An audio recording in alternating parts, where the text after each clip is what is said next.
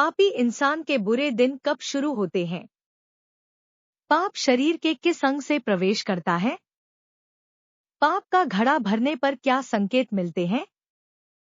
एक बार भगवान शिव माता पार्वती के साथ बैठे थे तो भगवान शिव कहते हैं, पार्वती, आज मैं तुम्हें एक ऐसी कहानी सुनाने जा रहा हूँ जिस कहानी को सुनने के बाद तुम्हें 3 ज्ञान की बातें प्राप्त होंगी।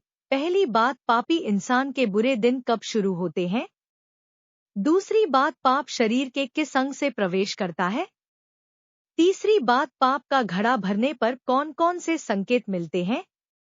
तब माता पार्वती कहती है कि यदि मुझे यह 3 ज्ञान की बातें प्राप्त होती हैं तो आप निश्चित ही कहानी शुरू कीजिए। भगवान शिव कहते हैं, पार्वती, एक गांव में 2 मित्र रहते थे। बचपन से उनमें बहुत ही मित्रता थी। एक का नाम था पाप बुद्धि और दूसरे का नाम था धर्म बुद्धि। पाप बुद्धि पाप के काम करने में जरा भी नहीं डरता था। कोई भी ऐसा दिन नहीं जाता था जब वह कोई ना कोई पाप ना करे। यहाँ तक कि वह अपने सगे संबंधियों के साथ भी बुरा व्यवहार करने में नहीं चूकता था। वहीं दूसरा मित्र जो धर्म बुद्धि था वो सदा अच्छे अच्छे काम ही किया करता था। वह अपने मित्रों की कठिनाइयों को दूर करने के लिए हमेशा तत्पर रहता था। वह अपने चरित्र के कारण काफी प्रसिद्ध था। धर्म बुद्धि को अपने परिवार का पालन पोषण करना पड़ता था, इसीलिए वह बड़ी कठिनाइयों से धन की पूर्ति करता था। वहीं एक दिन पाप बुद्धि ने धर्म बुद्धि के पास जाकर कहा कि भाई, तूने कभी भी किसी दूसरे स्थान की यात्रा नहीं की है, इसीलिए तुझे किसी और स्थान की जानकारी भी नहीं है। जब तेरे बेटे नाती उन स्थानों के बारे में पूछेंगे तो तू उनको क्या जवाब देगा। इसीलिए एक काम कर, मैं चाहता हूँ कि तू मेरे साथ घूमने के लिए चल। धर्म बुद्धि बिल्कुल भी कपटी नहीं था। इस प्रकार धर्म बुद्धि ने पाप बुद्धि की बात मान ली। वहीं ब्राह्मण से शुभ मुहूर्त निकलवा कर वे दोनों यात्रा पर चल पड़े। चलते चलते वे एक सुंदर नगरी में जाकर रहने लगे। वहीं पर पाप बुद्धि ने धर्म बुद्धि की सहायता से काफी धन कमा लिया। जब अच्छी कमाई हो गई तो वे अपने घर की ओर रवाना हुए।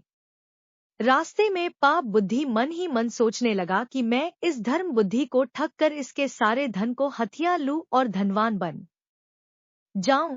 और फिर पाप बुद्धि ने ऐसा सोचकर उसका उपाय भी खोज निकाला। पाप बुद्धि और धर्म बुद्धि दोनों जब गांव के निकट पहुंचे तो पाप बुद्धि ने धर्म बुद्धि से कहा, यह सारा धन हमें गांव में ले जाना ठीक नहीं है। यदि हम इतना सारा धन गांव में लेकर चलेंगे तो हो सकता है फिर कहीं हमारे घर में चोरी हो जाए और हम पूरी तरह से बर्बाद हो जाएं। पाप बुद्धि कहने लगा, भाई, अगर हम सारा धन गांव लेकर गए तो और भाई इसे बंटवा लेंगे और हमारा जीना मुश्किल हो जाएगा। इसीलिए इस धन में से जरूरत के अनुसार हम थोड़ा धन साथ ले जाएं। बाकी धन को इसी जंगल में दबा दें। जब जरूरत पड़ेगी तब आकर ले जाएंगे। पाप बुद्धि की बात को सुनकर धर्म बुद्धि बहुत खुश हुआ, क्योंकि धर्म बुद्धि के अंदर किसी प्रकार का कोई छल पाप नहीं था। पाप बुद्धि और धर्म बुद्धि ने उस धन में से थोड़ा सा धन निकाल लिया और बाकी धन को एक पेड़ के नीचे दबाकर बाकी थोड़े से धन को लेकर अपने गांव को चल दिए। कुछ दिनों के बाद पाप बुद्धि उस जंगल में गया और सारा धन निकालकर उसके स्थान पर मिट्टी के ढेले भर आया। उसने वह सारा धन अपने घर में छुपा लिया। वहीं 3-4 दिन के बाद धर्म बुद्धि के पास में जाकर बोला, मित्र, जो धन हम लाए थे वह सब खत्म हो चुका है, इसीलिए चलो जंगल में जाकर कुछ धन और ले आएं। वहीं पाप बुद्धि की बात सुनकर धर्म बुद्धि भी उसकी बात मान गया और फिर अगले दिन दोनों मित्र जंगल में पहुंचे। उन्होंने गुप्त धन वाली जगह काफी गहरी खोद डाली, परंतु धन का कहीं पर भी पता नहीं था। इस पर पाप बुद्धि ने बड़े क्रोध के साथ कहा, धर्म बुद्धि, यह धन तूने चुराया है। वहीं धर्म बुद्धि को भी बहुत तेज गुस्सा आया और उसने कहा, यह धन मैंने नहीं लिया। मैंने आज तक अपनी जिंदगी में ऐसा काम कभी नहीं किया। यह धन चुराना तेरा ही काम है। फिर पाप बुद्धि ने कहा, मैंने नहीं चुराया है, तुमने ही चुराया है। तू सच सच बता दे, नहीं तो मैं राजा से तुम्हारी शिकायत करूंगा। वहीं धर्म बुद्धि ने पाप बुद्धि की बात को स्वीकार किया। दोनों राजा के पास पहुंचे। वहां पर राजा को सारी घटना सुनाई। राजा ने धर्म बुद्धि की बात मान ली और पाप बुद्धि को कठोर सजा दी। पाप बुद्धि कांपने लगा और बोला, महाराज वह पेड़ बोलता भी है, हम वहां पर चलकर पूछ लें, वह हमें बता देगा कि उसके नीचे गड़ा हुआ धन हम दोनों में से किसने चुराया है। पाप बुद्धि की बात राजा ने मान ली और उन दोनों को साथ लेकर वहां जाने का निश्चय किया। पाप बुद्धि ने कुछ समय के लिए अवकाश मांगा और अपने पिता के पास जाकर बोला, पिताजी, अगर आपको यह धन और मेरे प्राण बचाने हैं तो आप उस पेड़ की खोखर में बैठ जाना, और जब राजा वहां पर पहुंचकर पेड़ से पूछे कि यह धन किसने चुराया है तो तुम अंदर से आवाज दे देना कि यह सारा धन धर्म बुद्धि ने चराया है। पाप बुद्धि की बात को सुनकर उसके पिता राजी हो गए। अगले दिन राजा पाप बुद्धि और धर्म बुद्धि को लेकर उस पेड़ के पास पहुंच गया। वहां जाकर पाप बुद्धि ने पूछा, ए वृक्ष, तू सच सच बता दे, यहाँ का धन किसने चुराया है।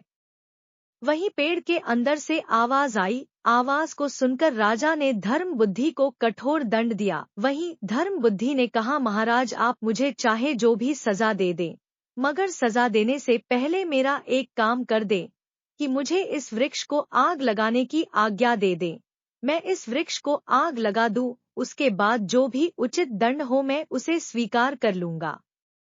वहीं धर्म बुद्धि की बात राजा ने स्वीकार कर ली और राजा की आज्ञा पाकर धर्म बुद्धि ने उस पेड़ के चारों ओर मिट्टी के तेल के छींटे तथा उपले लगाकर आग लगा दी। वहीं कुछ ही क्षणों में पाप बुद्धि का पिता जलने लगा और चिल्लाने लगा, अरे मैं मारे जा रहा हूँ, मुझे बचाओ। अपने पिता के अध जले शरीर को पाप बुद्धि ने बाहर निकाला तो सच्चाई का पता चल गया। इस पर पाप बुद्धि को राजा ने मृत्यु दंड की सजा दी और वहीं धर्म बुद्धि खुशी खुशी अपने घर लौट गया। भगवान शिव कहते हैं, पार्वती, अब इस कहानी से पहले सीख मिलती है कि पापी इंसान के बुरे दिन कब शुरू होते हैं। तो समझ लो, जब इंसान के मन में लालच आ जाता है और दूसरे का दुख देखकर खुशी होने लगती है तो इंसान के बुरे दिन शुरू हो जाते हैं। जैसे कि पाप बुद्धि के हुए, वहीं भगवान शिव आगे कहते हैं, पार्वती, दूसरी सीख मिलती है कि पाप शरीर के किस अंग से शरीर में प्रवेश करता है तो समझ लो, इंसान जिस अंग से सामने वाले व्यक्ति को नीचा दिखाने का प्रयास करता है, इस अंग से पाप बुद्धि में वृद्धि हो जाती है और फिर धीरे धीरे उस व्यक्ति के पाप का घड़ा भरने लगता है। वहीं भगवान शिव कहते हैं, पार्वती, अब तीसरी सीख इस कहानी से मिलती है कि पाप का घड़ा भरने पर कौन कौन से संकेत मिलते हैं। तो समझ लो, जब पाप का घड़ा भर जाता है तो व्यक्ति के पतन की शुरुआत होने लगती है, जहां से वह कभी उभर नहीं पाता है। वही संकेत मिलने लगते हैं, वह व्यक्ति ऐसी गलतियां करता है कि उसके सगे संबंधी भी मुंह मोड़ लेने को मजबूर हो जाते हैं। सामाजिक इज्जत भी धूल में मिल जाती है। वह गलतियों पर गलती करता जाता है। बुद्धि पूरी तरह से काम करना बंद कर देती है। अगर किसी व्यक्ति को इस प्रकार के संकेत मिलते हैं तो समझ लो कि उसके पाप का घड़ा भर गया है, बस उसकी केवल सजा मिलनी बाकी है। इसीलिए हमेशा व्यक्ति को धर्म के रास्ते पर चलना चाहिए और कभी भी किसी के साथ छल कपट नहीं करना चाहिए। ऐसी भावना इंसान के अंदर होनी चाहिए। यदि ऐसी भावना इंसान के अंदर होती है तो उसके जीवन में कभी कोई कष्ट नहीं आता है। अगर आपको ये वीडियो अच्छी लगी हो तो कमेंट में जय श्री राम जरूर लिखें और मेरे चैनल को सब्सक्राइब करें। वीडियो के अंत तक बने रहने के लिए धन्यवाद।